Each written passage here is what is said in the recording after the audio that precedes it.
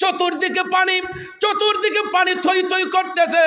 পানির মধ্যখানে একটা শুকনা মাটির সাক্ষী বের হয়ে গেল। এই জায়গাটার মধ্যে তিনি নামাজের মুসল্লা বিছাইয়া কেবলামুখী হইয়া হাসান বসরি আমার আল্লাহকে সিজদা করেছে। চিল্লাইয়া কি সুবহানাল্লাহ বলবেন না? আরো জোরে কন্যা সুবহানাল্লাহ। এই জন্য কবি বলেছেন, ওরে বেলায়েতে মুর্শিদ হইয়া আসিলেন দিনের নবী আমার, আসিলেন দিনের নবী। মুর্শিদকে না পাইলে কি আর রাসূল পাবি, মুর্শিদকে না পাইলে কি আর রাসূল পাবি। খারাপ লাগতেছে বন্ধু, তুমি পরশ আমি লোহা, ও দয়াল দেখিবারে পাই।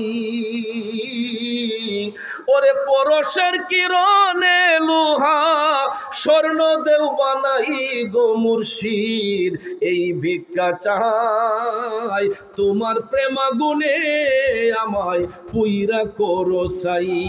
আমি এই ভিক্ষা চাই তোমার প্রেম গুণে আমায় পুইরা করো সাই। কষ্ট হচ্ছে বাবাজির আমার, গভীর মনোযোগ। হাসান বসরি রাদিয়াল্লাহু তাআলা আনহুর জীবনী পড়ে দেখলাম তিনি এমনই একজন ব্যক্তি ছিলেন, তিনি আমার মায়ার নবী দয়ার নবীর গোলামিতে মশগুল থাকতেন। তিনি আল্লাহর হাবিব সাল্লাল্লাহু আলাইহি ওয়াসাল্লামকে তাজিম করতেন। শুধু তাই নয়, বেলায়েতের সম্রাট, বেলায়েতের বাদশাহ শেরে খুদা হযরতে মাওলানা আলী রাদিয়াল্লাহু তাআলা আনহুকে অনুসরণ করতেন, অনুকরণ করতেন। করার ফলে হযরতে হাসান বসরি এমন মকামের অধিকারী হয়েছেন যার জীবনে একটা ওয়াক্ত নামাজ তিনি কাজা করেন নাই। আল্লাহু আকবার। এ বন্ধুরা বাবাজিরা, হাসান বসরি রাদিয়াল্লাহু তাআলা আনহু একটা ওয়াক্ত নামাজ কাজা করেন নাই।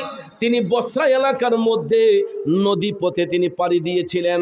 হঠাৎ করে দেখা যায় আসরের নামাজের সময় হয়ে গেল। কিসের নামাজ? আসরের নামাজের সময় হয়ে গেল। তিনি নৌকা যোগে যাচ্ছেন। এমন সময় তিনি ভাবতেছেন এখন নামাজটা পড়ব কিভাবে, পানির উপরে আমি নামাজ পড়ব কিভাবে। নৌকার মধ্যে এমন কোনো প্লেস নাই, এমন কোনো জায়গা নাই যে তিনি নৌকার উপর নামাজ পড়তে পারবে। এখন তিনি ভাবতেছেন আমি যদি নামাজ না পড়ি নামাজটা কাজা হয়ে যাবে, নামাজটা কাজা হয়ে যাবে। যার আত্মা শুদ্ধ, কাল্প পরিষ্কার, ভাইয়ের আমার, যার হৃদয় আয়না হয়ে যায়, আমার আল্লাহ তাদের জন্য গোটা দুনিয়াটাকে জমিন বানিয়ে দেয়। যার বাস্তব প্রমাণ দিয়েছিলেন হযরতে হাসান বসরি রাদিয়াল্লাহু তাআলা আনহু। যে আল্লাহর বন্ধু হয়ে যায়, আমার আল্লাহ দেখেন বন্ধুদেরকে কেমন মায়া করে। বাজান রে, নৌকা যখন পানি পথে চলতেছে, আসরের ওয়াক্ত হয়ে গেল। এমন সময় হযরতে হাসান বসরি নামাজ পড়বেন কিভাবে তিনি টেনশন করতেছেন, চিন্তা করতেছেন। চিন্তা করতে করতে দেখা যায় গো, পানির মধ্যখানে আমার আল্লাহ এমন একটা শুকনা জায়গা বের করে দিছে, যার চতুর্পার্শ্বে পানি, মধ্যখানে একটা শুকনা মাটি আমার আল্লাহ বের করে দিয়েছে। এই জায়গাটার মধ্যে তাকে বলা হলো, হে হাসান, তোমার নৌকাটা এই জায়গার মধ্যে ভিড়াইয়া তুমি নামাজ আদায় করো। কারণ তিনি নৌকার মধ্যে যখন ভাবতেছেন, ভাবতে ভাবতে তন্দ্রাচ্ছন্ন ভাব, তন্দ্রাচ্ছন্ন ভাব। তন্দ্রা মানে কি বুঝছেন? ঘুম আসেও আসে নাই, ঘুম আইসেও আসে না।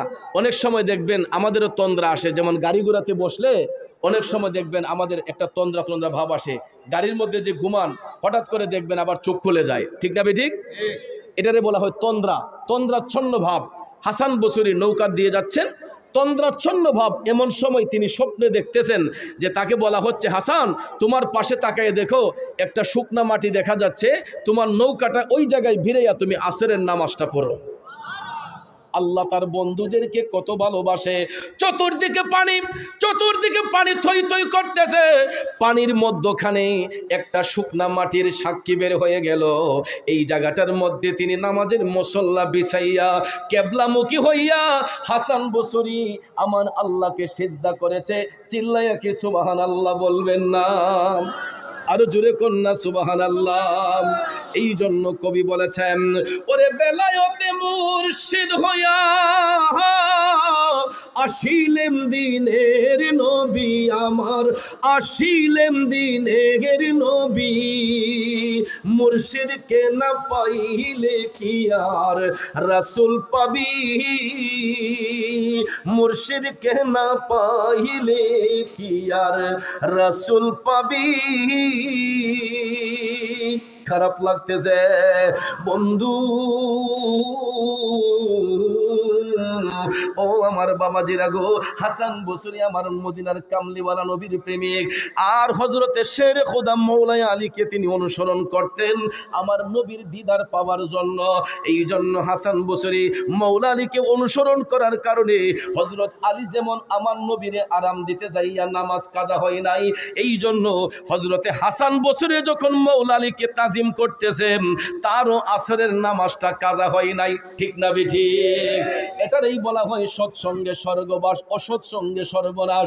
সঙ্গ যদি ভালো হয় একটা খারাপ পথের মানুষও ভালো হয়ে যায়। কথা বলেন ঠিক কিনা? বন্ধুরা আমার বাবাজিরা, এইরকম ভাবে একটার পর একটা কারামত হযরতে হাসান বসরির জীবনে তিনি দেখাইতে লাগলেন। হযরতে হাসান বসরি এত পাণ্ডিত্যের অধিকারীও ছিলেন না, কিন্তু ভাইয়ের আমার মদিনার কামলিওয়ালা নবীর অনুসরণ করার কারণে, হযরতে মৌলা আলীকে তাজিম করার কারণে হাসান বসরিকে আমার আল্লাহ বান্দা থেকে বন্ধু রূপে গ্রহণ করে নিয়েছে। বন্ধু, হযরতে হাসান বসরি যেই এলাকার মধ্যে থাকতেন ওই এলাকার মধ্যে সবচেয়ে বেশি অগ্নি উপাসক ছিল। অনেক বেশি মানুষ ছিল এরা আগুনের পূজা করত, দেবদেবীর পূজা করত। আপনারা বলেন দেবদেবীর পূজা কি মুসলমানদের ইবাদত? এগুলো তো মুসলমানের ইবাদত না, বিধর্মীদের ইবাদত। কথা কোন ঠিক না বেঠিক? কিন্তু আমাদের সমাজের মধ্যে দেবদেবীর পূজা করেন না লোক আছে না নাই? হিন্দু ভাইরা দেখবেন এরা দেবদেবীর পূজা করে, অথচ এরা আমরা একই সমাজে একই ওয়ার্ডে বসবাস করি না? তাদের ধর্ম তারা পালন করবে, আমাদের ধর্ম আমরা পালন করব। ঠিক না বেঠিক? কিন্তু ইতিমধ্যে ইদানিং দেখতে পাচ্ছি যে আমাদের মুসলিম ধর্মের কিছু কিছু ভাইরাও পূজা মণ্ডপে গিয়ে আল্লাহ শুকরিয়া আদায় করে। আসেনি? আমাদের মুসলমান ভাইরা মাথার মধ্যে টুপি লাগাইয়া এরা মন্দিরে গিয়ে গীতা পাঠ করে। আমার মদিনার কামলিওয়ালা নবী বিদায় হজের ভাষণে বলেছেন, যার যার ধর্ম শেষে পালন করবে, তোমরা কারো ধর্মের প্রতি আঘাত করো না। নবী বলছেন তোমরা কারো ধর্মের প্রতি আঘাত করো না, কিন্তু আমার আল্লাহ বলেছেন ইন্নাদ দীনা ইনদাল্লাহিল ইসলাম, আমি আল্লাহর কাছে একটা মাত্র মনোনীত দিন, এটা হলো দীনিয়াল ইসলাম। ঠিক কিনা? ইসলামই হচ্ছে একমাত্র শান্তির ধর্ম, ইসলামই হবে মানবতার ধর্ম। কথা বলেন ঠিক কিনা? যেই ব্যক্তি ইসলাম ধর্ম গ্রহণ করলো সে আল্লাহর আমানতে চলে আসলো, কিন্তু এই শান্তির ধর্মের মধ্যে বসবাস করে ভাইয়ার আমার কিছু কিছু ব্যক্তি আমরা দেখেছি ইতিমধ্যে হিন্দুদের পূজার মধ্যে গিয়ে এরা গীতা পাঠ করে, ইসলামী সঙ্গীত পরিবেশন করে। এটা কি কোনো মুসলমানদের কাজ হতে পারে? তাদের ধর্ম তারা পালন করুক, তাদের ধর্ম তারা পালন করুক, তাদের এই ব্যক্তিগত স্বাধীনতার মধ্যে হস্তক্ষেপ আমরা কেন করব? মানে বেশি প্রীতি দেখাতে গিয়া অনেকে ঈমান নষ্ট করে ফেলে। কথা বলেন ঠিক কিনা? হযরতে হাসান বসরি যে এলাকার মধ্যে থাকতেন ওই এলাকার মধ্যে অগ্নি উপাসকের সংখ্যা বেশি ছিল, দেবদেবীর পূজা করেন না লোক বেশি ছিল। এরা সব সময় আগুনের পূজার মধ্যে মাশগুল থাকতো। ভাইয়েরা, সবচাইতে বেশি আগুনের পূজা করত ওই এলাকার মধ্যে, বসরা এলাকার মধ্যে একজন ব্যক্তি, তার নাম ছিল সমউন। নাম কি? সমউন। মনে রাখবেন, সমন আগুনের পূজা করত সবচেয়ে বেশি। তো আগুনের পূজা করতে গিয়া করতে করতে একদিন আগুনের কালো ধোঁয়ায় সমনের মুখটা কালো হয়ে গেছে। সে রোগাক্রান্ত হয়েছে। কি হয়েছে? রোগাক্রান্ত হয়েছে, অসুস্থ হয়ে গেছে। এখন প্রতিবেশীর হক আদায় করতে গিয়ে হযরতে হাসান বসরি তারকে দেখার জন্য তার বাড়িতে গেছেন। তার বাড়িতে হাসান বসরি গেছেন, এটা 100 বার জায়েজ। আপনার প্রতিবেশী যদি হিন্দু ভাই হয়, সে যদি অসুস্থ হয়, আপনি অবশ্যই তার পাশে গিয়ে দাঁড়াবেন, তাকে হাসপাতালে নিয়ে যাবেন। এটা হলো মানবতা। এটা কি? এটাকে বলা হয় মানবতা। একজন ভাই বিপদে পড়েছে, সে হোক হিন্দু খ্রিস্টান, বিপদে তাকে সহযোগিতা করবেন, এটাকে বলা হয় মানবতা, মনুষ্যত্ব। একজন ভাই অসুস্থ হয়েছে, তার পাশে গিয়ে তার সেবা করবেন, এটাকে বলা হয় মনুষ্যত্ব। হাসান বসরি মহান আল্লাহর ইবাদত করতেন, তিনি এক আল্লাহ বিশ্বাস করতেন, কিন্তু অগ্নি উপাসক সমন দেবদেবীর পূজা করত, সব সময় আগুনের পূজায় বিশ্বাসী ছিল। হঠাৎ একদিন সমন অসুস্থ হয়ে গেল। অসুস্থ হয়ে যখন রোগাক্রান্ত হয়ে গর্ভবতী হয়ে গেছে, তারপরও আগুনের পূজা ছাড়ে না। হযরতে হাসান বসরি এই সংবাদ যখন পাইলেন সমন অসুস্থ, তাকে দেখার জন্য হযরতে হাসান বসরি হাইটা হাইটা হাইটা সমনের বাড়ির মধ্যে গেলেন। যায়া দেখতেছেন সমনের চেহারাটা আগুনের কালো ধোঁয়া একদম কালো হয়ে গেছে। অসুস্থ সমন বিছানা থেকে উঠতে পারে না। হযরতে হাসান বসরি তার বাড়ির মধ্যে যাইলেন। যাওয়ার পরে সমন অনেক খুশি। হাসান বসরি তাকে দেখার জন্য তার বাড়িতে গিয়েছেন। হাসান বসরি গিয়ে ডাক দিয়ে বলতেছেন, সমন, এ সমন, আর কত আগুনের পূজা করবা? এখনো সময় আছে। তুমি ইত্তাকুল্লাহ, আল্লাহকে ভয় করো, এক আল্লাহর ইবাদত করো। এ সমন, এখনো সময় আছে, তুমি আল্লাহকে ভয় করো, এখনো সময় আছে, তুমি এক আল্লাহ এটা বিশ্বাস করো। সমন ডাক দেয়া কয়, হাসান, আমি তো আমার দেবদেবীর পূজার মধ্যে একটা মজা পাই। তুমি কি মজা পাও? তোমার আল্লাহরে তো দেখো না, আমি তো আমার খোদারে দেখায় ইবাদত করি। নাউজুবিল্লাহ। অসুস্থ, সে ঘরের মধ্যে পড়া, তারপরে সমন বলতেছে, কয় হাসান, তুমি তো তোমার খোদারে দেখো না, না দেখে তুমি তোমার খোদার লেগে কান্দো, এটার লাভ কি? আমি তো আমার আল্লাহরে দেখি, আমি তো আমার খোদারে দেখায় ইবাদত করি। হ্যাঁ, তখন হাসান বসরি বললেন, তুমি যে তোমার খোদারে দেখায় ইবাদত করো, তোমার খোদা কি তোমাকে রক্ষা করতে পারবে?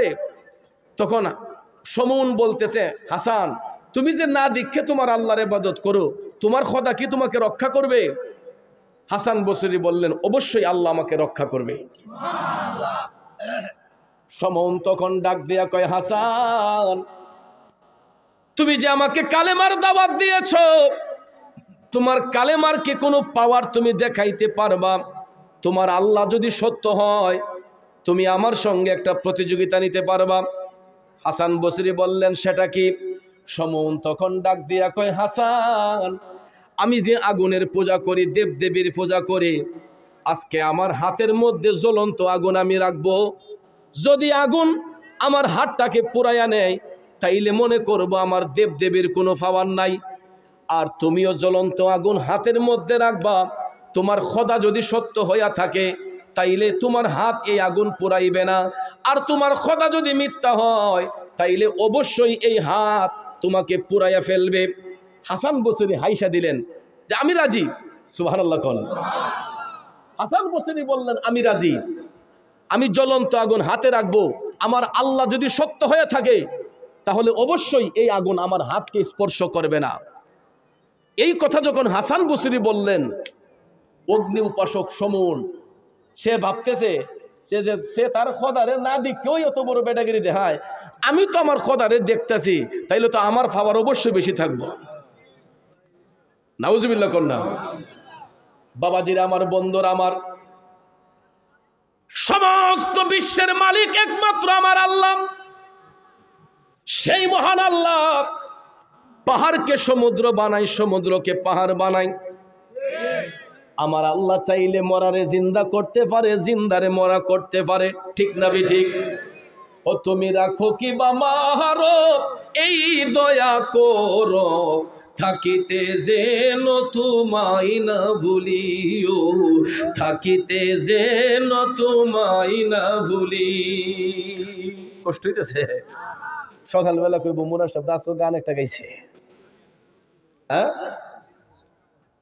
ওয়াজ করতো ডর লাগে, জিকির করতো হন ডর লাগে। বাবারে জেমদা যাই এমদে আমার দেখলে একলা একলা কুসা ওই যাইতেছে, ওই যাইতেছে। অনেক সময় লজ্জা লাগে, অনেক সময় আবার হাসি, যে করলাম কি আর করলো কি, করলাম কি আর করলো কি। কসবা ব্রাহ্মণবাড়িয়া কসবা একটা জিকির করছিলাম, জিকিরের মাঝে একটা অলির মাজারে গিয়া জিকির করছি, অলির নাম দুইটা। তো এখন হাসান বসরি ওয়াজ করতেছি, আমি যদি হাসান বসরি একটা শান গাই, এটা কোনো অন্যায়? তো যেখানে গেছি যার বাড়িতে গেলাম তার গুণ না গাইলে এটা বেইমানি নানি? তো উজুরি শাহ একজন আল্লাহর ওলি, কসবাতে উজুরি শাহ উনি একজন আল্লাহর ওলি, উনি আরেফ, যার সম্পর্কে কারো এখন পর্যন্ত কোনো ধারণা নাই উনি জীবিত আছে না মারা গেছে। উনি আরেফ বান্দা, উনি এক এক সময় এক এক জায়গায় স্থানান্তরিত, উনার নামটাও কেউ বলতে পারে না। উজুরি শাহ কেন ডাকে ওনাকে? উজুরি শাহ ওনাকে ডাকে এই কারণে, উনি ওই কসবা বারাই এলাকা, গ্রামটার নাম বারাই, গোপীনাথপুর বারাই, তো ওই এলাকার মধ্যে তিনি সত্যের খেদমত দাওয়াত দেওয়ার জন্য আসছিলেন, ইসলামের খেদমত করার জন্য আসছিলেন।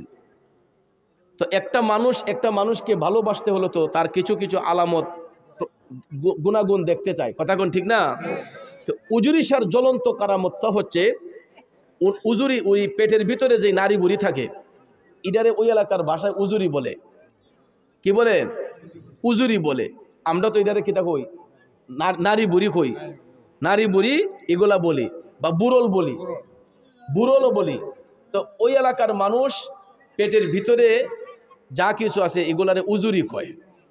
তো উনি উনার পেটের ভিতরের উজুরিগুলা বের করে পানি দিয়া ধুইয়া আবার এগুলা পেটের ভিতরে ঢুকাই দিতেন। এখন যদি আমি এখানে বলি যুবক ভাইদেরকে বা যাদেরকে ইচ্ছা, যদি বলি যে আপনার একটা আঙ্গুলটা কাইটা আঙ্গুলটা আবার জোড়া লাগাইলে পারবেন নি? এটা জোড়া লাগাইতে গেলে ও তো ডাক্তারের কাছে যেমন লাগবো। ডাক্তার সাহেব ছাড়া এমন কোনো হেডাম আছে কেউ যে আঙ্গুলটা কাটলে এটা টান্দা জোড়া লাগাই লিবেন? চিন্তা করে দেখেন উনি কেমন ব্যক্তি ছিলেন, যার পেটের উজুরিগুলা বের করে পানি দিয়ে ধুইয়া পরিষ্কার কইরা আবার এগুলার পেটের ভিতরে ঢুকাই দিতেন। তখন ওই এলাকার মানুষ ওনারে এটা দেখা ওনারে উজুরি শাহ নামে চিনত, যে উজুরি শাহ বলতো। ওনারে কি বলতো? উজুরি শাহ বলতো। কারণ যেই ব্যক্তি উজুরি বাইর করে আবার পেটে ঢুকাইলা, ওনার নাম কেউ জানে না, কেউ দেখতেও পায় না ওনাকে। উনি যেই জায়গার মধ্যে দাঁড়ায় নামাজ পড়ছিলেন, ওই নামাজের জায়গাটারে ঘিরে এখানে একটা রৌজায় রাস সুন্দর করে করছে, যে আল্লাহর ওলির স্মৃতি এখানে। আর ওই স্মৃতিকে কেন্দ্র করে এখন বিরাট বড় এক মাহফিল ওই এলাকার মধ্যে হয়, যুগ যুগ ধরে। এটা নতুন নয়, বহু বছর ধরে এখানে মাহফিল হয়, জিকির আজকার হয়। তো কোনো এক সময় মানুষ যখন লেখাপড়া জানতো না, তখন ওইখানে মাঝে তারা গান বাজনা করতো। কি করতো?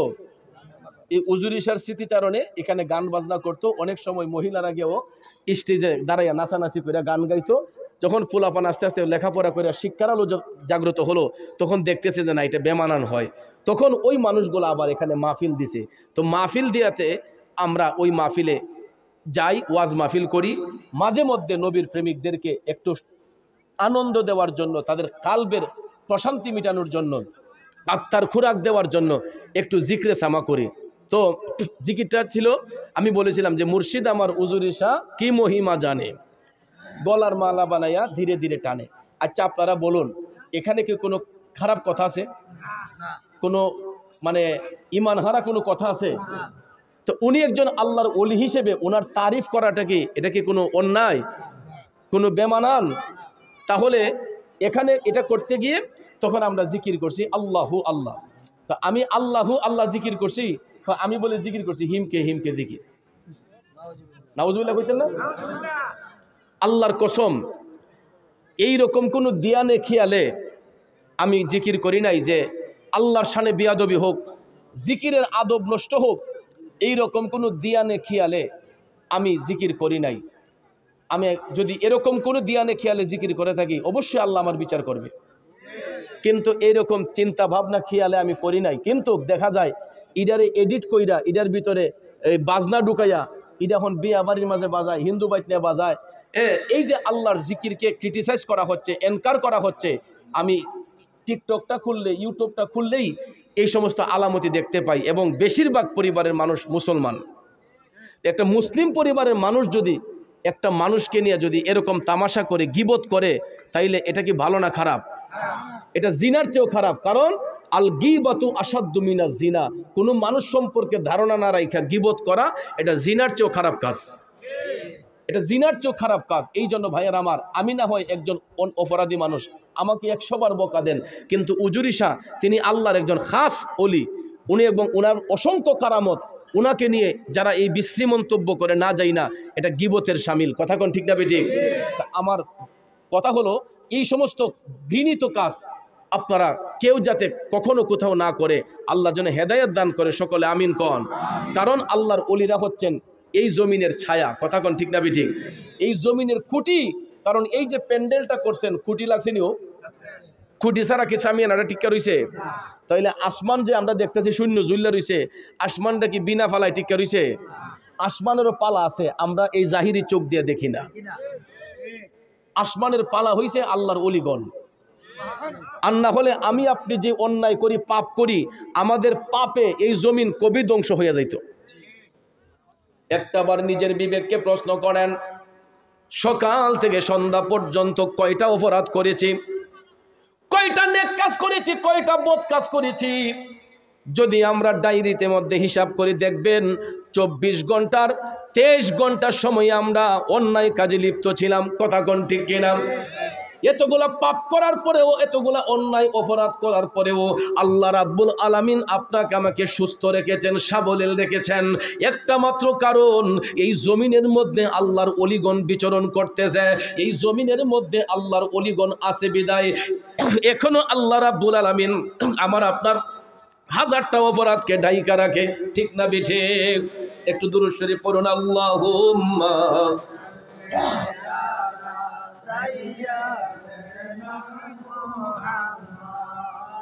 নাবি ফুকের লাগে ওয়াজ করুন জানা।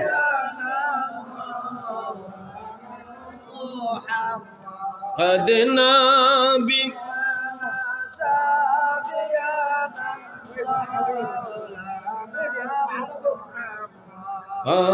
আল্লাহুম্মা সাল্লি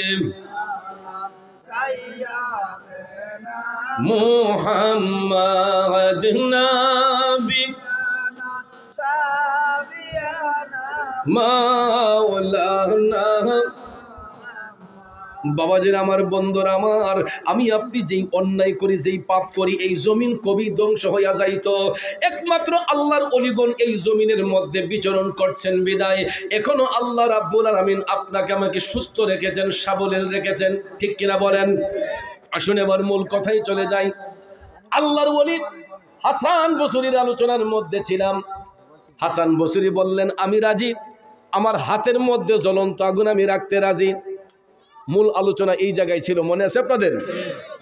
অগ্নি উপাসক সমন কয়, হাসান আমিও রাজি। সমন বলতেছে, আমি তো সারাদিনে আগুনের পূজা করি, অবশ্যই আমার খোদা আমাকে আগুন থেকে রক্ষা করবে, যেহেতু আমি তার দীক্ষা পূজা করি। আর হাসান তো তার খোদারে দেখে না, না দেখা তার খোদারে ডাকে। হাসানের খোদার মধ্যে কোনো পাওয়ার থাকবে না। জোরে কন নাউজুবিল্লাহ। অগ্নি উপাসক সমন কয়, হাসান যদি তুমি জ্বলন্ত আগুন হাতে রাখো আর আগুন যদি তোমার হাত না পুরায়, তাইলে আমি কালেমা পয়রা মুসলমান হইমু। ইসলামের খেদমত আল্লাহর ওলিগণ কেমনে করছে দেখেন মিয়া, আর আমরা কেমনে করতেছি? আমরা তো আছি শুধু মানুষের গীবত নিয়া, পরনিন্দা নিয়া। আর আল্লাহর ওলিগণ বেদিনদেরকে কিভাবে দিনে আনতেন? হাসান বসরি আল্লাহর উপরে ভরসা রেখে, আল্লাহর ভয় অন্তরে রেখে তিনি বললেন, যাক তারপরে অগ্নি উপাসক সমন যেন কালেমা পড়ে মুসলমান হয়। সুবহানাল্লাহ কন।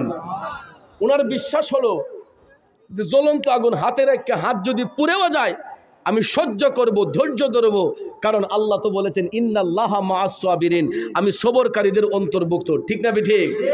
আল্লাহর ওলি হাসান বসরি এই নিয়তে তিনি অটল রয়েছেন যে অবশ্যই এই আগুন আমার হাত পোড়াবে না। কিন্তু ভাইয়ারা আমার, অগ্নি উপাসক সমন তো মনে করেছে যে আমি তো দেবদেবীর পূজা করি, আমি তো আমার দেবদেবীর দীক্ষা পূজা করি, অবশ্যই আমার খোদা আমাকে উদ্ধার করবে। এই বলে অগ্নি উপাসক সমন রাজি হয়ে গেল, হাসান বসরি তিনিও রাজি হয়ে গেলেন। এবার সমন কইতেছে, হাসান আগে তোমার হাতের মধ্যে জ্বলন্ত আগুন রাখবা। সুবহানাল্লাহ। হাসান বসরি কয় আগে তোমার হাতের মধ্যে জ্বলন্ত আগুন রাখবা, তারপরে আমি রাখবো। হাসান বসরি বলতেছেন ঠিক আছে, অবশ্যই আমি আমার হাতের মধ্যে জ্বলন্ত আগুন রাখতে রাজি আছি। তারপরে দেখেন তার ভিতরে একটু একটু ডর আছে যে হাসান বসরি আগে আগুনটা হাতে নিবে, তারপরে আমি নেব। আপনাদের কি কষ্ট হইতেছে?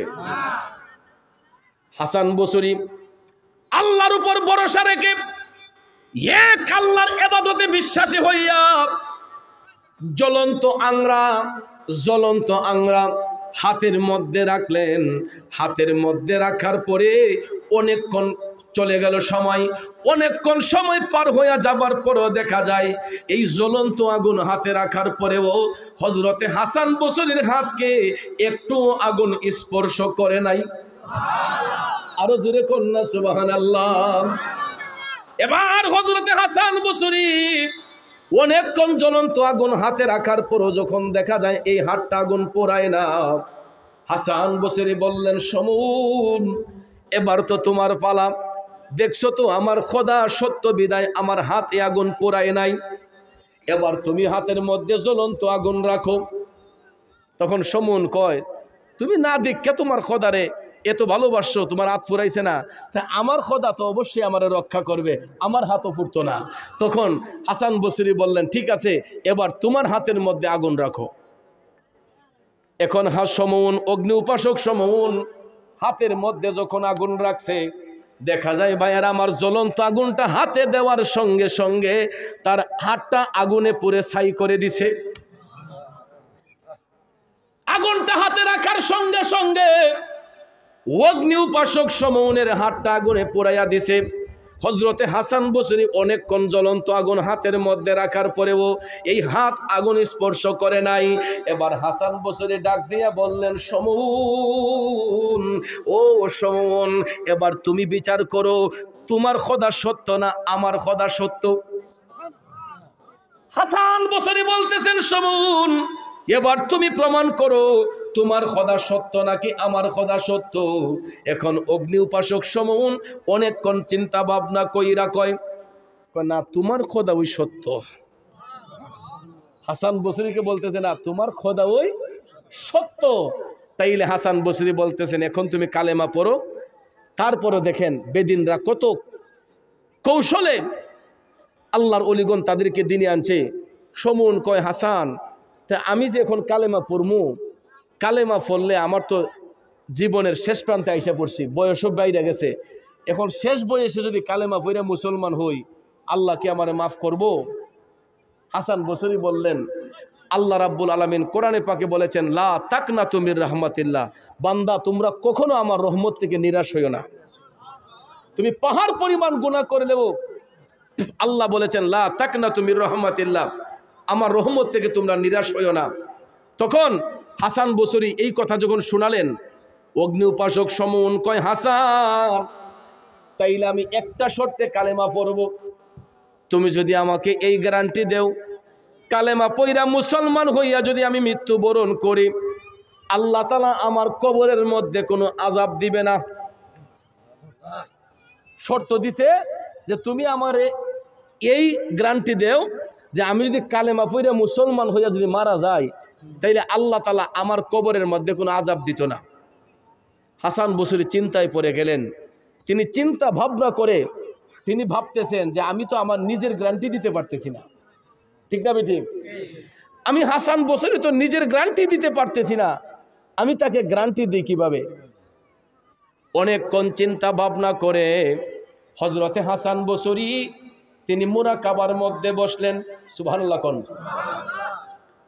মুরাকাবা কি জিনিস অনেকে তো এটা চিনি না, অনেক ফিসাবি চিনে না, মুরিদরা চিনবো কিভাবে? মুরাকাবা কি জিনিস এখন তো এগুলা নাই। মুরাকাবা মুশাহাদাত দূরের কথা, অনেক লোক আছে ওয়াক্তের নামাজই পড়ে না।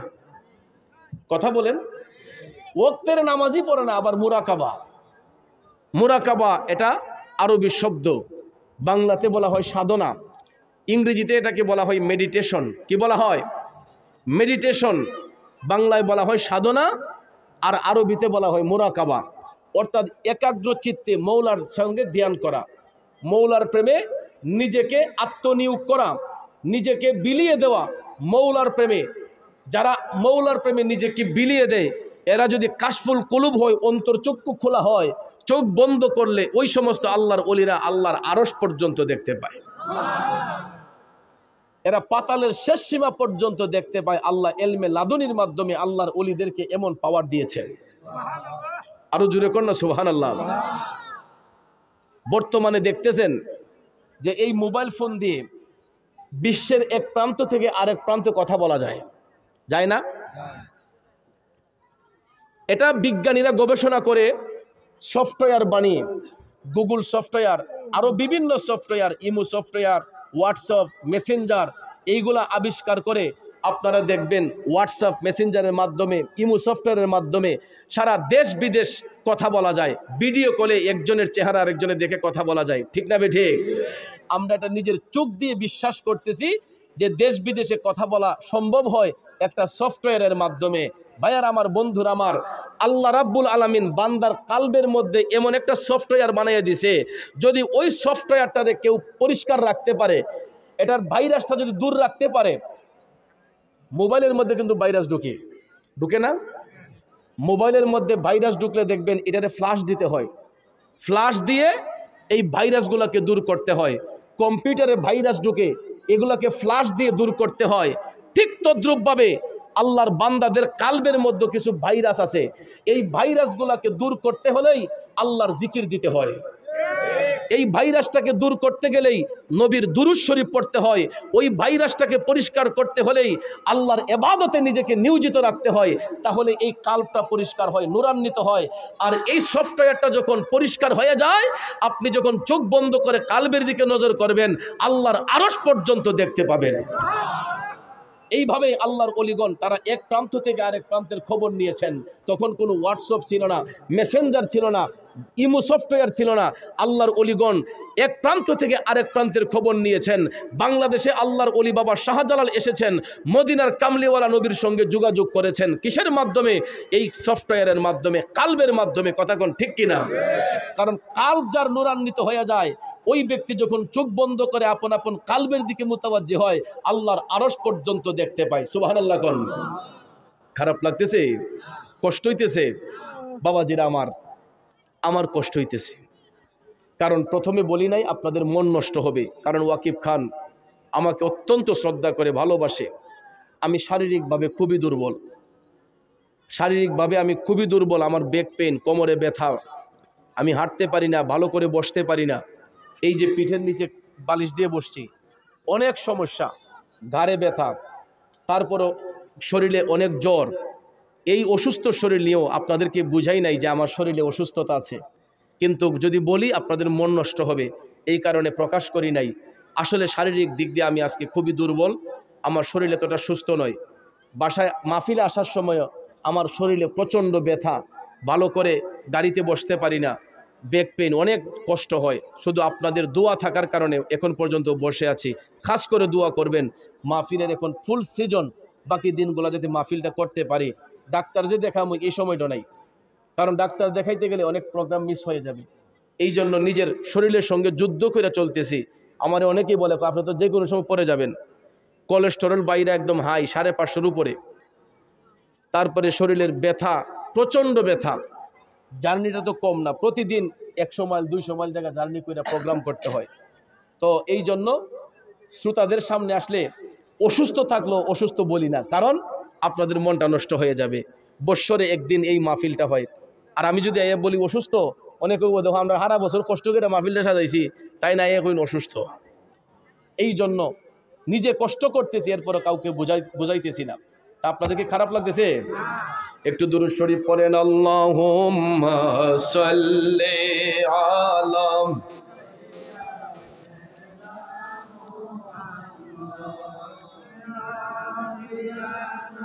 শাফি মাওলানা মুহাম্মদ নবী শাফি মাওলানা। আমার বাবাজিরা, বন্ধুরা, গভীর মনোযোগ, লম্বা চড়া কথা বলবো না। যেই কথাটা বলতে চেয়েছিলাম, হাসান বসরি তিনি মৌলার ধ্যানে মগ্ন হয়ে গেলেন, মুরাকাবার মধ্যে বসে গেলেন। ওরে মুরাকাবাই মুশাহেদাই যদি আমল করো, আরে বর্জক ধ্যানে চাইলে মিলে মুর্শিদের দরবার হরে, গহিনে ডুবিয়া নামাজ পড়ো, নামাজ পড়ো রে, গহিনে ডুবিয়া নামাজ পড়ো। বাজার আমার বন্ধুরা, আমার আল্লাহর সিজদাটা দিলেও আত্মাটাকে শুদ্ধ করে যদি সিজদা না হয়, এই সিজদা আমার আল্লাহ পায় না। ঠিক না? ঠিক। নামাজ পড়লে কয় বেটার নামাজটা সঠিক হয়? নামাজে দাঁড়াইছেন, সিজদা করবেন আল্লাহরে, মন গেছে গা শাসল। সিজদা করবেন আল্লাহরে, মন চলে গেছে গা খেলার টেবিলে। সিজদা করবেন আল্লাহরে, মনে ভিতরে বাইরে আছে জুতা লাইন যে বাইরে তুই সুরে নিয়ে নেই গা। ঠিক না? ঠিক। তাইলে ওই যে গ্রামের ভাষা কয় যে মন নাই দরখের নামাজ পড়ো, মন নাই দরখের নামাজ পড়ো। গ্রামের ভাষায় একটা কথা বলে না? তো ভাইয়ের আমার, সিজদা দিয়ে আল্লাহরে দিবেন। একটা সিজদার কিন্তু অনেক দাম, একটা সিজদার অনেক দাম। সিজদার মতো সিজদা যদি না হয়, এই সিজদা আমার আল্লাহর কাছে পৌঁছায় না। কথা কোন ঠিক না? ঠিক। আল্লাহর ওলিগণ তারা নামাজ পড়তেন আল্লাহকে রাজি খুশি করার জন্য। হযরতে হাসান বসরি মুরাকাবার মধ্যে বৈশা তিনি যখন আমার মৌলাকে সেজদা বনত হইয়া তিনি যখন আপন কালবের দিকে যখন মোতাবাজ্জি হইয়া আমার মৌলার প্রেমে যখন ফানা হইয়া গেছে রে, হাসান বসরি আমার মৌলার আরশ পর্যন্ত দেখতে পায়। তখন ভাইয়ার আমার মুরাকাবা মুশাহাদা শেষ কইরা হযরতে হাসান বসরি আমার মৌলা পাকের ইশারা পাইয়া তিনি হযরতে হাসান বসরি সেই অগ্নি উপাসক সমুনকে বলতেছেন, ঠিক আছে, আমি তোমারে লিখিত দেব, আমি তোমারে লিখিত দেব। এ হাসান বসরি বলতেছেন, এ সমুন, আমি তোমাকে লিখিত দেব, তুমি কালেমা পড়ো, মুসলমান হও। মুসলমান হইয়া যদি এক আল্লাহর ইবাদত করো, আল্লাহর ইবাদত কইরা যদি তুমি দুনিয়া থেকে চলেও যাও, তাইলে আল্লাহ তাআলা তোমার কবরের মধ্যে আযাব দিবে না। তখন সমুন বলতেছে, আমারে লিখিত দাও কাগজের মধ্যে। হযরতে হাসান বসরি তিনি কাগজের মধ্যে লিখিত দিলেন যে ও ইনশাআল্লাহ তুমি ইন্তেকালের পরে আল্লাহ রাব্বুল আলামিন তোমার কবরের মধ্যে কোনো আযাব দিবে না। কাগজে লিখা দিয়া হযরতে হাসান বসরি সমুনকে কালেমা পড়াইলেন। সেই বিধর্মী সমুনকে কালেমা পড়াইয়া মুসলমান বানাইলেন। মুসলমান হওয়ার পরে সমুন বলতেছে, কাগজটা দাও। কাগজটা হযরতে হাসান বসরি দিলেন।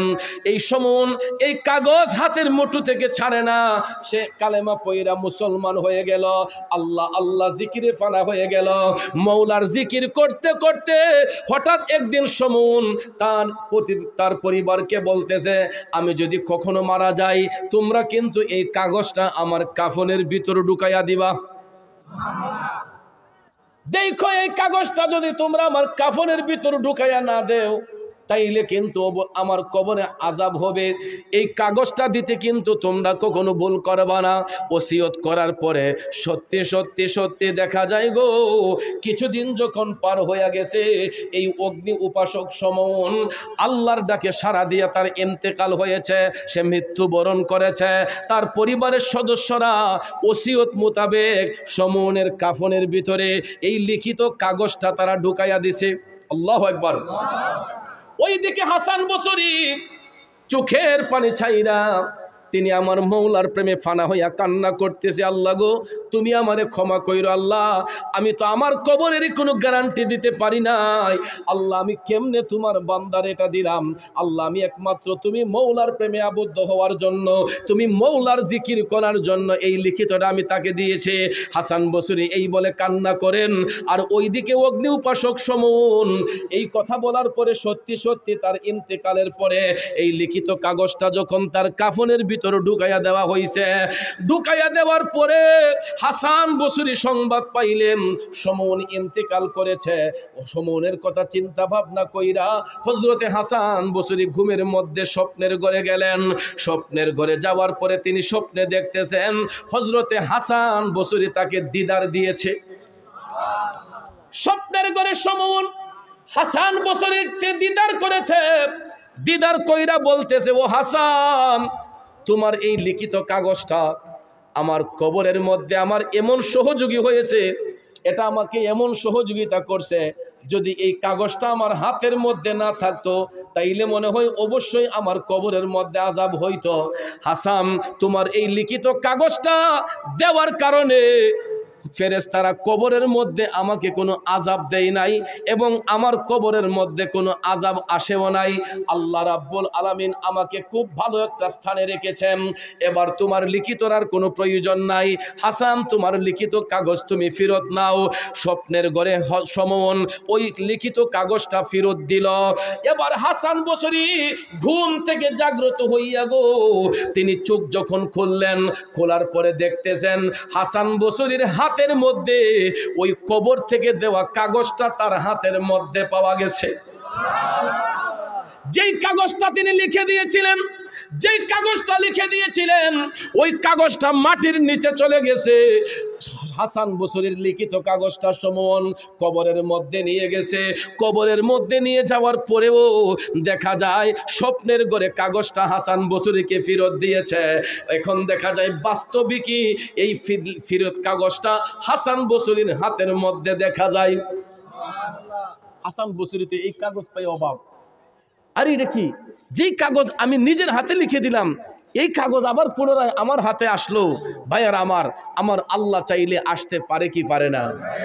এটাই হলো আল্লাহর ওলিদের কারামত, এটাই হলো আল্লাহর বন্ধুদের কারামত। যদি আল্লাহ কাউকে বন্ধুরূপে গ্রহণ করে নেয়, আল্লাহ যাদেরকে ওলি রূপে গ্রহণ করে, বন্ধুরূপে গ্রহণ করে, এদেরকে আমার আল্লাহ এলমে লাদুনির মাধ্যমে গোটা বিশ্ব ভ্রমণ করার ক্ষমতা দিয়ে দেয়। এই জন্য দেখবেন অনেক অলিগণের ওফাতের পরে তাদের কারামত আরো বেশি প্রকাশ পায়। এটা আমার নবী হাদিস শরীফে বলছেন যে যারা আল্লাহর বন্ধু হয়, আল্লাহর বন্ধু যারা হয় এরা যখন ইন্তেকাল হয়, ইন্তেকালের পরে তাদের কারামতি শক্তি আরো 70 গুণ বাইরে যায়। আমাদের দেশের মধ্যে কিছু কিছু অজ্ঞ লোক আছে, মূর্খ লোক আছে, এরা ফিসাব ধরে পীর মুর্শিদ যদি মারা যায় পর্দা করে, দেখবেন এরা আরেক পীরের কাছে যায়, গিয়া কয় আমার ফিসাব তো নাই, তাইতে আমি কিচ্ছু পাইছি না, তখন আপনি আমার বয়াত করুন। আর আমরার দেশও পীরের অভাব নাই। ইতা মুরিদ বাড়াইবার লেগা কিছু মুরিদ বাড়াইবার লেগা কয় আচ্ছা রে বাবা আয়ো আয়ো কইয়া দেখবেন এই সমস্ত লোকরে বায়াত করায় আছে না? হয় আমার পীর মইরা গেছেন গা। আপনারা বলেন পীর মুর্শিদ কি মরে? আল্লাহর অলিগণ স্থান ত্যাগ করে, স্থানান্তরিত হয়। অলিরা কখনো মরে না যদি আল্লাহর কোরআন সত্য হয়। কারণ সূরা বাকারাতে আল্লাহ বলেছেন ওয়ালা তাকুলু লিমান ইউকতালু ফি সাবিলিল্লাহি আমওয়াত বাল আহইয়াউ ওয়ালাকিন লা তাশউরুন। আল্লাহ তাআলা বলেন যারা আমি আল্লাহর পথে শহীদ হয়ে যায়, যারা আমি আল্লাহর রাস্তায় নিজের জীবনটাকে কুরবান করে দেয়, আল্লাহ কয় হে জগৎবাসীরা তোমরা তাদেরকে মৃত বলিও না, বাল আহইয়াউ ওয়ালাকিন লা তাশউরুন, এরা জীবিত, তোমরা তাদের সম্পর্কে জানো না, এই জন্য তোমরা তাদেরকে মৃত বলিও না। আল্লাহ কোরআনে বলছে তারা মরে না, জিন্দা। আর হে বেটা কয় আমার হিসাব মরে গেছি গা, এখন তো আমি তাইনি গেছে কুস্তা পাইছি না, এখন আপনি আমার বয়াত করে কুস্তা দিন, কিতা দিতাবা ওই বাবে বুঝাই ইটো সাগর খোলা দিতা, হয় কুস্তা পাইছি না আমার কুস্তা দিন, কিতা দিতা বেটা। শুনেন, আপনার পীর মুর্শিদ আপনি বয়াত গ্রহণ করার একদিন পরে যদি মারা যান, আপনি বয়াত গ্রহণ করার একদিন পরে যদি পীর মুর্শিদ পর্দা করেন, আপনি ভুলে যাবেন না যে আপনার প্রিয় মুর্শিদ আপন কবরে গিয়েও আপনার জন্য ওনার রুহানি নজর আছে। কারণ আল্লাহর ওলিরা কখনো মরে না, আল্লাহর ওলিরা স্থান ত্যাগ করে, তারা ইহকাল ছেড়ে পরকালে চলে যায়, ইহলোক গমন করে পরলোক, তারা পরলোকে চলে যায়। কথা কোন ঠিক না বেঠিক? পরলোকে গিয়ে তারা আগমন করে। তো এই জন্য রসুল বলেছেন আল্লাহর ওলি যারা হয়, যারা আল্লাহর বন্ধু হয়, এরা ইন্তেকালের পরে তাদের কারামতি শক্তি আরো 70 গুণ বৃদ্ধি হয়। এই জন্য ভাইয়ের আমার, দেখবেন গ্রামের ভাষায় একটা কথা কয় যে মরার এই জিতা রেসে খানি যায়, মরার রেসে খানি যায় না। ঠিক না বেঠিক? এই জন্য বাবা, আল্লাহর ওলিদের সঙ্গে যারা এনকার করে, যারা মস্কারা করে, এদের জীবন বরবাদ হয়ে যাবে। কিন্তু আমরা বর্তমান সময়ে দেখতে পাই অনেক মানুষ না যাই না, না শুই না, আল্লাহর ওলিদেরকে নিয়ে তামাশা করে, গীবত করে, পরনিন্দা করে। একজন পীর মুর্শিদ যদি কারো বাড়িতে যায়, আলগা থেকে শাস্ত্রল বইয়া করে করে বন্ডা দিতেছে, অথচ উনার সম্পর্কে তার কোনো ধারণাই নাই। এই ভদ্রলোক সম্পর্কে তার কোনো ধারণা নাই। ধারণা না রাখা একজন আল্লাহর ওলি যখন হেঁটে যায়, আল্লাহর ওলি যখন হেঁটে যায়, দেখা যায় উনার সম্পর্কে মস্কারা করতেছে, তামাশা করতেছে। কিন্তু শুনেন, কোনো আল্লাহর ওলি যদি কোনো এলাকা দিয়ে হেঁটে যায়, এটা আমালুস শরীয়তে ইমামে ইশকে মোহাম্মদ আলা হযরত লিখেছেন, কোনো আল্লাহর ওলি যদি কোনো এলাকা দিয়ে হাইটা যায়, ওই এলাকাটা আল্লাহর ওলির কাছে কুরুক হয়ে যায়, জিম্মি হয়ে যায়। যেমনিভাবে দেখবেন অনেক সময় সরকারি মাল সরকারের আদালতে কুরুক হয়ে যায় না, জিম্মি করে ফেলে না। তা আল্লাহর অলিগণ যদি কোনো এলাকা দিয়ে হেঁটে যায়, পুরাটা এলাকা আল্লাহর অলির কাছে কুরুক হয়ে যায়। যদি কোনো ওই এলাকার কোনো মানুষ আল্লাহর অলির মুখে হাসি না ফুটায়, জান দিয়া হোক, মাল দিয়া হোক, অর্থ দিয়া হোক, তার আচরণ দিয়া হোক, যতক্ষণ আল্লাহর অলির মন খুশি না হবে, ততক্ষণ পর্যন্ত এলাকা দায়মুক্ত হয় না। অলি আল্লাহ কিন্তু সাধারণ জিনিস না। আর আল্লাহর ওলি তো সবাই হতে পারে না। ওলি হবে একমাত্র তারা আল্লাযিনা আমানু ওয়া কানু ইয়াত্তাকুন, যারা হবে ইমানদার, যারা তাকওয়াবান, এরা আল্লাহর ওলি হয়, এরা আল্লাহর বন্ধু হয়। কথা কোন ঠিক না বেঠিক? এই জন্য আমার যুবক ভাইদেরকে আমি বলবো, আমাদের এই দেশ কিন্তু ওলি আল্লাহর দেশ, এই দেশ সুফিবাদী দেশ, এই দেশের মানুষ এখনো শান্তিপ্রিয় মানুষ। ঠিক কিনা বলেন? আমাদের মধ্যে এখনো আমাদের সমাজে আদব কায়দা আছে। বড়রা ছোটরা স্নেহ করে, ছোটরা বড়রা সম্মান করে, শ্রদ্ধা করে। আর এই শ্রদ্ধা ভক্তিটারে উঠাইবার জন্য একদল লোক এখন বাইরেছে, দেখবেন আইয়া কইবা ফাউদিরে সালাম করতে পারে না, আসেনি? যে কদমবুসি করতে পারে না, কইতেন না যাইজ, কই মাথা নিয়ে সালাম করলে সিঁড়ি কই যাবুগা। আদার ব্যাপারে এসে জাহাজের খবর লইতো করে, আদার ব্যাপারে জাহাজের খবর লয়। কদমবুসির বিরুদ্ধে এক কথা বলে যে মাথা নিয়ে সালাম করে যেত না, কয় না না মা বাপ রে করলি সারে হিসাবে করা লাগতো না, কয় মুখ দিয়ে সালাম দিলাও, আসেনি এমন? কিন্তু দেখেন, সালাম এক জিনিস, আসসালামু আলাইকুম ওয়া রাহমাতুল্লাহ, আসসালামু কাবলাল কালাম। অর্থাৎ মুসলমানরা যখন প্রথম সাক্ষাৎ করবে, তখন সে সালাম বিনিময় করবে, সেটা ছোট হোক বড় হোক। যখন পরস্পর সাক্ষাৎ হয়, তাদেরকে সালাম দিতে হয়, আসসালামু আলাইকুম ওয়া রাহমাতুল্লাহ। এটা হচ্ছে একটা নিয়ম। আর কদমবুসি হচ্ছে আরেকটা জিনিস। কদমবুসি সালাম না, কদমবুসি হলো মুরব্বীদের প্রতি ছোটদের আদব। কদমবুসি এটা কি? আদব। সালামই একটা আর কদমবুসি একটা। সালাম হলো আসসালামু আলাইকুম ওয়া রাহমাতুল্লাহ, হাত দিয়ে উঁচু করে, হাতরে সম্বোধন করে সালাম দিবেন। আর কদমবুসি হলো পায়ের মধ্যে ঠোঁট দিয়ে চুমা দেওয়া, এটারে বলা হয় কদমবুসি। কিন্তু আমরা ফেতনা না হওয়ার জন্য, বিশৃঙ্খলা না হওয়ার জন্য মুরব্বীদের পায়ে হাত রেখে আমরা নাচে চুম্বন খাই, মা বাবার পায়ে, উস্তাদের পায়ে, পীর মুর্শিদের কদমে আমরা হাত ছুঁয়াই না, একটু কদমবুসি করি, পায়ে ঠোঁটে চুম্বন দেই, পায়ে ছুঁয়ে মুখে চুম্বন দেই, এটারে কদমবুসি বলে, যাতে করে কেউ ফেতনা না করে যে আমরা সিজদা করতেছি। কিন্তু ভাইয়ার আমার, একটা জীবিত সুন্নতকে মুর্দা করার জন্য কিছু লোক উপচে পড়ে লেগে রাখছে, যাতে আমাদের কাছ থেকে আদব কায়দাটা উঠে জায়গা। কারণ ইহুদি খ্রিস্টানরা কিন্তু এই আদব তাদের মধ্যে নাই। এরা দেখবেন কেডা বাপ, কেডা দাদা, কেডা নানা, দেখবেন এই এরা আপনার হাই সালামও তো দেয় না। এরা হাই কইয়া দেখবেন খের ফুট, খের বাতিজা, এই একটা বুড়ি আঙ্গুল দেখায়। ঠিক আছে ঠিক? আর নাইলে দেখবেন এমনি আদ দিয়ে একটা ডেক্কা মারে, হাই ডেড। কথা কোন ঠিক না ঠিক? Hi friend. এরা ওগুলোই বন্ধু বানাইলাই, দাদারও বানায়, বাপরেও বানায়, মারও বানায়, ওগুলোই হাই ফ্রেন্ড। বা হাই ডেড হাই মাম কয়ে দেখবেন আর্ধেকটা দেখা মারে, কথা কোন ঠিক না ঠিক? এর মধ্যে কোনো আদব কায়দা নাই। এরা একসাথে বইয়া দেখবেন আপেন ভিন্দা বাপ পুতে একসাথে চলে, ইহুদি খ্রিস্টানরা, ঠিক না ঠিক? কিন্তু আমরার দেশে এখনো ছোটরা মুরব্বীদের সামনে আদব রেখা চলে। আর ওই আদবটারে উঠাইবার লাগিয়া কয় যায় বড়রা সালাম করলে বলে শিরিক হয়ে জায়গা। ওই ইহুদি খ্রিস্টানের কালচার আমরা দেশে আনবার লাগিয়া এই কদম বসিরে উঠাইবার জন্য এক জাতীয় লোক দেখবেন এটা আপনার একটু বেশি মুসাফিরটা দেখাইয়া বেশি একবার গুমটা গামটা দিয়া ইমোশনাল হিট মাইরা আমরারে বুঝায় যে না ফাউদিরা সালাম করলে এটা মহাভারত নষ্ট জায়গা।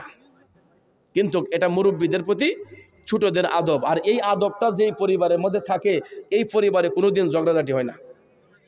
যেই পরিবারের মাঝে আদব কায়দা থাকে, মানকান্তি থাকে, এই পরিবার কোনোদিন ধ্বংস হয় না, এই পরিবারের মানুষ কোনোদিন নষ্ট হয় না, কথা কোন ঠিক না ঠিক?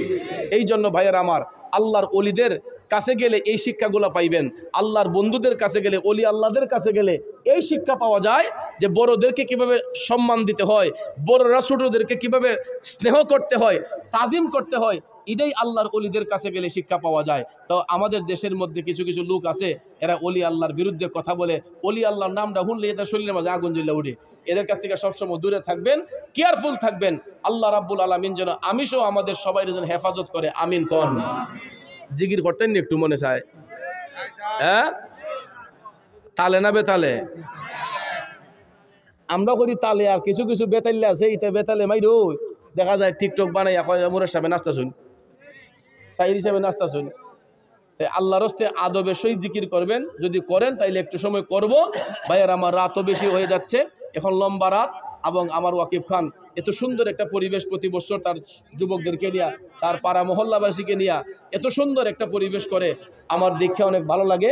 এবং এই এলাকাটা আসলে একটা মাহফিলের জন্য একটা উত্তম জায়গা, সুন্দর একটা জায়গা। আল্লাহ যেন এই প্রতি বছর এই মাহফিলটাকে এই ময়দানে কায়েম এবং দায়েম রাখে।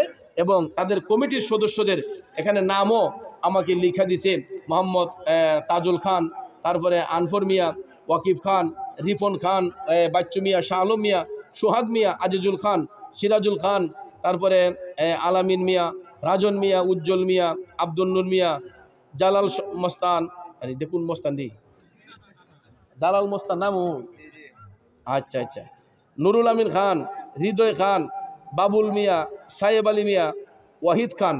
তো তারা এই যুবকগুলা মিলে মাহফিল কমিটির সদস্য, তারা প্রতি বছর এই মাহফিলটা করে। আল্লাহ যেন প্রতি বছর তারা এই মাহফিলটা করতে পারে, এই তৌফিক যেন আল্লাহ এদেরকে দান করে। সবাই আমিন কোন, আরও জোরে কোন আমিন। তো বাবাজিরা আমার, আমরা নবীজিকে একটু সালাম দিয়ে একটা জিকিরের তালিম দেব, আরও কিছু কথা বলে মোনাজাত করব। তাবারুক রেডি হইতেছে, ইনশাআল্লাহ তাবারুক নিয়ে আমরা আপন আপন বাড়িতে যাব। আল্লাহ যেন শেষ মোনাজাত পর্যন্ত আমাদেরকে এখানে বসার তৌফিক দান করে। সবাই বলে আমিন। ফেরেশতা